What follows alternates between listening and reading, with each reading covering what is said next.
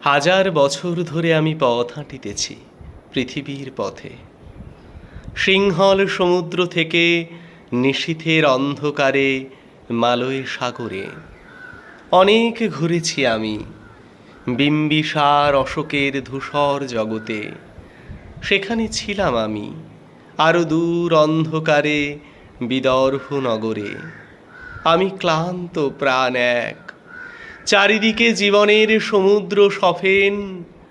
আমারে দুদণ্ড শান্তি দিয়েছিল নাটোরের বনলতা সেন। চুল তার কবেকার অন্ধকার বিদিশার নিশা, মুখ তার শ্রাবস্তির কারুকার্য। অতি দূর সমুদ্রের পর হাল ভেঙে যে নাবিক হারায়েছে দিশা, সবুজ ঘাসের দেশ যখন সে চোখে দেখে দারুচিনি দ্বীপের ভিতর, তেমনি দেখেছি তারে অন্ধকারে। বলেছে সে, এতদিন কোথায় ছিলেন?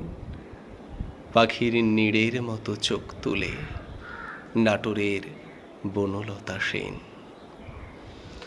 সমস্ত দিনের শেষে শিশিরের শব্দের মতন সন্ধ্যা আসে। ডানার রৌদ্রের গন্ধ মুছে ফেলে চিল। পৃথিবীর সব রং নিভে গেলে পাণ্ডুলিপি করে আয়োজন। তখন গল্পের তরে জোনাকির রঙে ঝিলমিল। সব পাখি ঘরে আসে, সব নদী ফুরায় জীবনের সব লেনদেন। থাকে শুধু অন্ধকার, মুখোমুখি বসিবার বনলতা সেন।